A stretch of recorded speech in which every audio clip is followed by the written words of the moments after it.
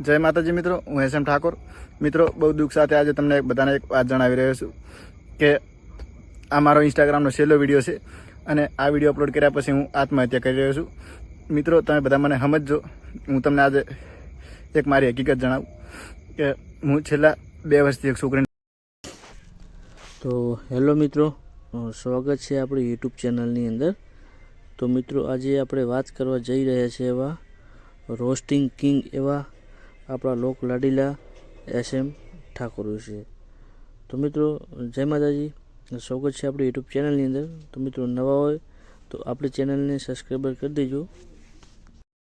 તો એસએમ ઠાકોરને શું મેટર બની હતી એ આ વિડીયોને તમને ટોટલ માહિતી તમને અમે આપવાના છીએ.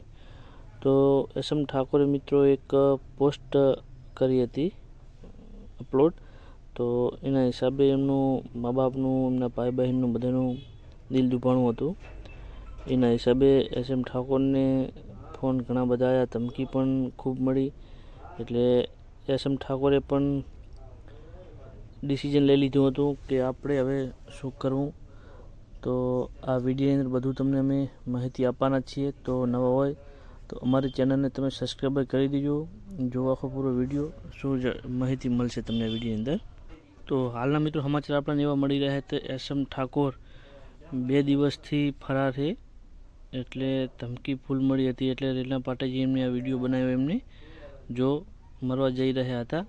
એટલે હવે મિત્રો, સમાધાનની શું વાતચીત ચાલે એ તમને મેં આ વિડીયોની અંદર તમને બધી માહિતી આપતા રહીશું. નવા હોય તો અમારી ચેનલને સબસ્ક્રાઈબ કરી દેજો અને આવા નવા વાયરલ વિડીયા તમને અમે નવા તમને આપતા રહીશું. અને એસએમ ઠાકોરનું શું બને છે તો અમે નવો તમારા માટે વિડીયો લાવવાની કોશિશ કરીશું.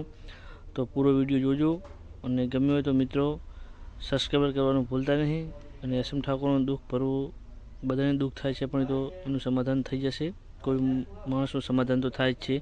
એટલે સમાજની મેટર એટલે કોઈને માથે લેવું નહીં મિત્રો, થઈ જશે સમાધાન.